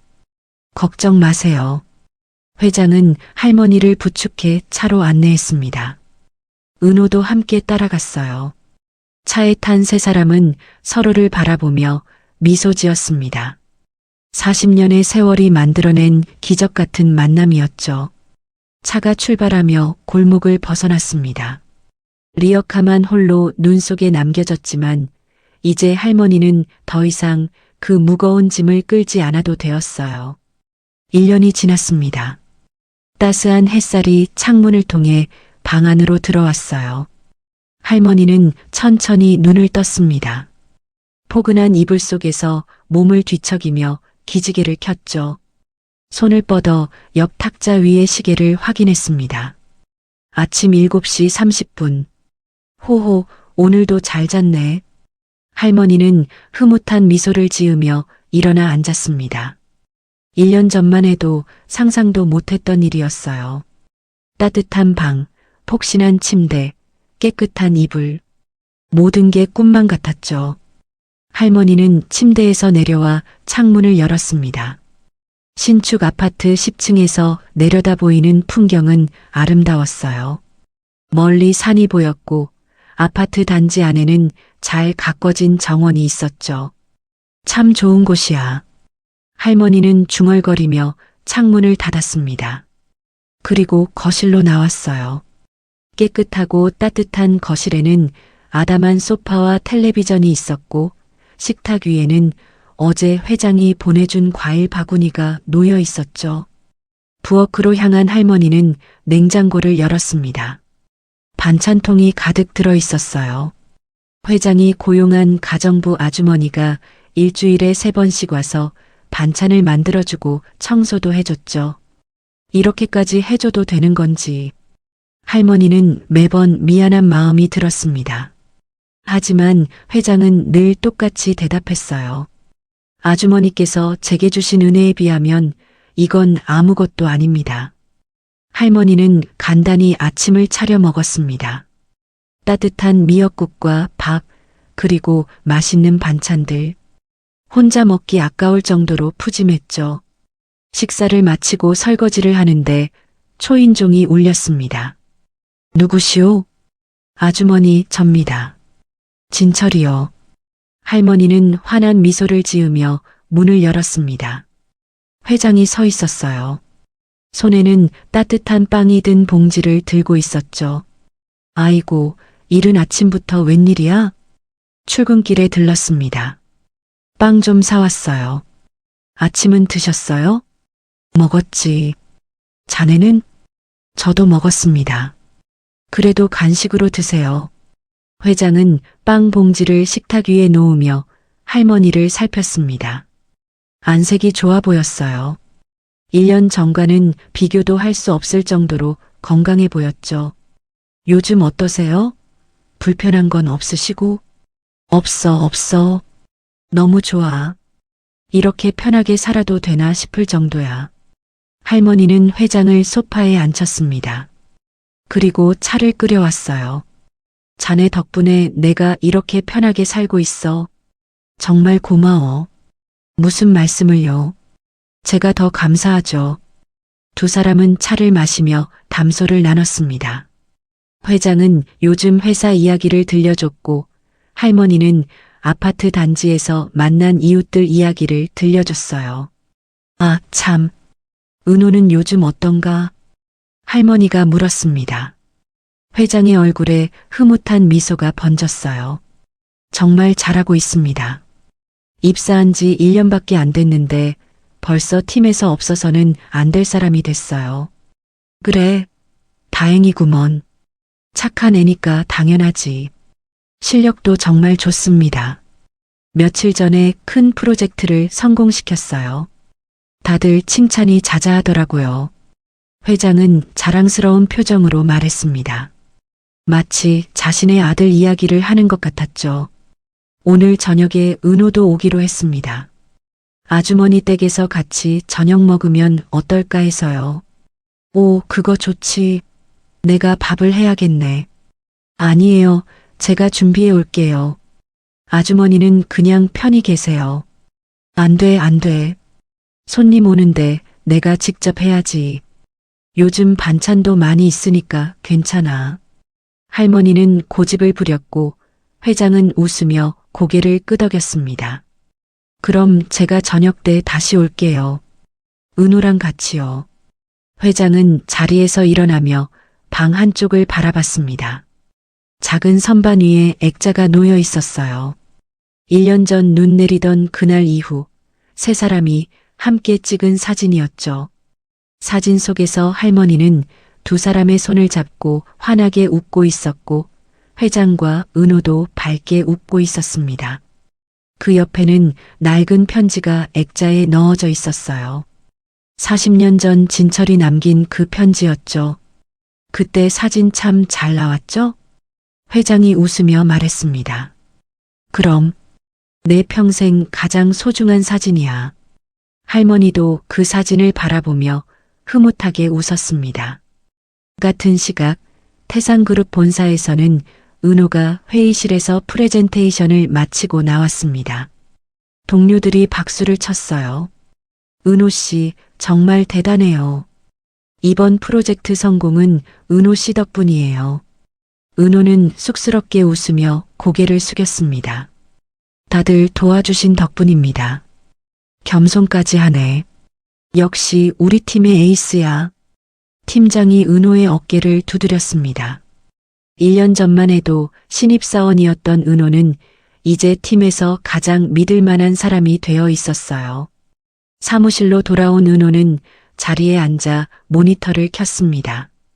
이메일이 여러 통 와 있었어요. 하나씩 확인하며 답장을 보내는데 내선 전화가 울렸습니다. 강은호 사원, 회장님 사무실로 올라오세요. 비서실에서 온 전화였어요. 은호는 긴장한 표정으로 자리에서 일어났습니다. 회장실에 불려가는 일은 자주 있는 일은 아니었거든요. 엘리베이터를 타고 최상층으로 올라갔습니다. 비서가 은호를 안내했어요. 들어가세요. 회장님께서 기다리고 계십니다. 은호는 노크를 하고 문을 열었습니다. 회장이 창가에 서서 밖을 바라보고 있었어요. 회장님 부르셨습니까? 아, 강사원. 앉게. 회장은 은호를 소파에 앉혔습니다. 그리고 맞은편에 앉으며 만족스러운 미소를 지었어요. 이번 프로젝트 정말 잘했어. 거래처에서도 연락이 왔더군. 강사원을 꼭 칭찬해 달라고. 감사합니다, 회장님. 1년 전 자네를 뽑은 게 정말 잘한 일이었어.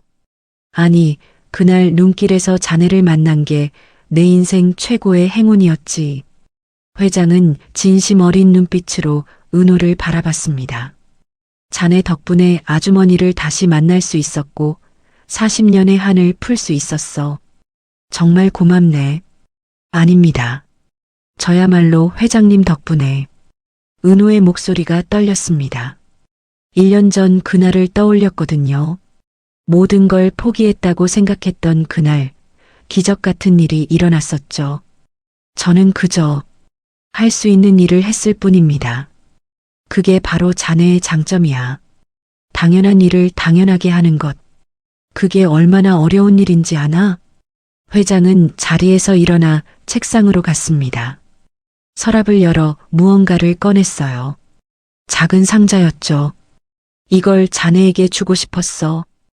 회장은 상자를 은호에게 건넸습니다.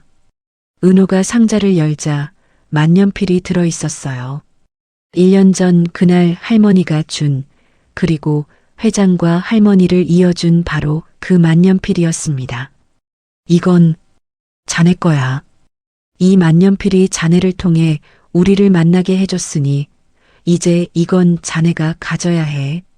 하지만 이건 너무 소중한 물건인데. 그래서 자네에게 주는 거야. 자네야말로 이 만년필을 가질 자격이 있어. 회장은 은호의 손을 잡으며 말했습니다. 이 만년필로 자네의 앞날에 더 큰 성공을 써내려가게. 나처럼 말이야. 은호는 만년필을 꺼내 들었습니다. 손에 잡히는 무게감이 묵직했어요. 단순한 필기구가 아니라 40년의 세월과 인연이 담긴 보물이었죠. 감사합니다, 회장님. 소중히 간직하겠습니다. 그래. 참, 오늘 저녁에 시간 있나? 아주머니 댁에서 저녁 먹기로 했어. 아, 네. 당연히 가야죠. 은호의 얼굴이 환해졌습니다. 할머니를 만나는 건 언제나 즐거운 일이었거든요. 그럼 6시에 로비에서 만나세. 같이 가자고. 알겠습니다, 회장님. 그렇게 저녁이 되었죠. 초인종이 울렸습니다. 할머니는 앞치마를 벗으며 문을 열었어요. 회장과 은호가 나란히 서 있었죠. 어머, 왔구나. 어서 들어와. 아주머니, 안녕하세요. 은호가 밝게 인사했습니다. 할머니는 은호를 보며 환하게 웃었어요. 우리 은호, 1년 사이에 더 의젓해졌네. 호호. 할머니께서 주신 부적 덕분입니다. 세 사람은 웃으며 집 안으로 들어갔습니다. 식탁에는 이미 음식이 가득 차려져 있었어요. 찌개, 불고기, 잡채까지 할머니가 정성스럽게 준비한 음식들이었죠. 이렇게 많이 준비하시면 어떡해요? 회장이 걱정스럽게 말했지만 할머니는 손을 내저었습니다. 괜찮아. 너희가 와준다니까 얼마나 기쁜데. 이 정도는 해야지. 세 사람은 식탁에 둘러앉았습니다. 회장이 소주를 따르고 은호는 할머니께 물을 따라드렸어요. 자, 건배. 세 사람의 잔이 부딪혔습니다. 맑은 소리가 울렸죠. 정말 감사합니다. 1년 전 그날이 없었다면. 은호가 말을 시작했습니다. 저는 지금 어떻게 살고 있을까요? 생각만 해도 아찔해요. 나도 그래. 회장이 고개를 끄덕였습니다. 그날이 아니었다면 나는 평생 아주머니를 찾지 못했을 거야. 가슴에 한을 품고 살았겠지. 할머니는 두 사람을 번갈아 보며 미소 지었습니다. 우리 셋 다 행운아야. 서로가 서로를 살렸으니까. 할머니의 말에 회장과 은호는 고개를 끄덕였어요. 정말 그랬습니다. 참, 은호야. 요즘 회사 생활은 어때? 할머니가 물었습니다. 정말 좋아요, 할머니. 동료들도 좋고, 일도 재미있고, 매일 감사하며 살고 있어요. 그래, 다행이구나. 힘든 일 있으면 언제든 할머니한테 말해. 네, 할머니. 식사를 하는 동안 세 사람은 끊임없이 이야기를 나눴습니다. 웃음소리가 집안을 가득 채웠어요. 따뜻하고 행복한 시간이었죠. 식사를 마치고 설거지를 할 때였습니다. 창밖을 보던 할머니가 소리쳤어요. 어머, 눈이 온다. 회장과 은호가 창가로 달려갔습니다.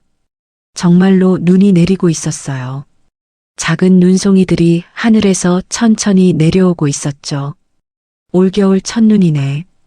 회장이 중얼거렸습니다. 1년 전 그날도 이렇게 눈이 내렸었죠. 첫눈이면 소원을 빌어야지. 할머니가 손을 모으며 눈을 감았습니다. 회장과 은호도 따라서 손을 모았어요. 우리 셋이 계속 건강하고 행복하기를. 세 사람은 같은 마음으로 소원을 빌었습니다. 은호는 할머니의 집을 나와 집으로 향했습니다. 눈은 계속 내리고 있었고 거리는 하얗게 변해가고 있었어요. 횡단보도 앞에 섰습니다. 신호를 기다리며 은호는 코트 안주머니에 손을 넣었어요. 만년필이 손에 잡혔죠. 은호는 만년필을 꺼내 들여다봤습니다. 가로등 불빛에 만년필이 은은하게 반짝였어요. 이 만년필 하나가 우리 세 사람을 이어줬다니. 은호는 미소 지으며 만년필을 다시 주머니에 넣었습니다.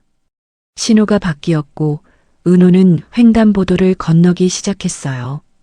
눈은 계속 내렸습니다. 은호의 어깨에, 머리에, 온 세상에 하얗게 내려앉았죠. 은호는 걸으며 하늘을 올려다봤습니다. 어머니, 아버지, 보고 계시죠? 저 이렇게 잘 살고 있어요. 은호의 눈시울이 뜨거워졌습니다. 하지만 슬픔이 아니었어요. 감사함이었죠. 1년 전 그날 폭설 속에서 모든 것을 잃었다고 생각했습니다. 하지만 그날은 끝이 아니라 시작이었어요. 새로운 인연의 시작, 새로운 삶의 시작이었죠. 은호는 주머니 속 만년필을 다시 한번 만졌습니다. 따뜻했어요. 마치 살아있는 것처럼요. 이 만년필처럼 나도 누군가에게 따뜻한 사람이 되어야지. 은호는 그렇게 다짐하며 걸었습니다. 눈 내리는 거리를 따라 미래를 향해 한 걸음 한 걸음 나아갔습니다. 오늘의 이야기가 당신의 마음에 작은 울림을 드렸다면 앞으로도 당신의 나날에 잔잔한 위로가 될 이야기들로 찾아뵐 수 있도록 구독과 좋아요를 눌러주세요. 그리고 사연의 주인공을 위한 따뜻한 말씀도 댓글로 부탁드립니다. 당신의 오늘을 늘 응원합니다. 인생 나날이었습니다.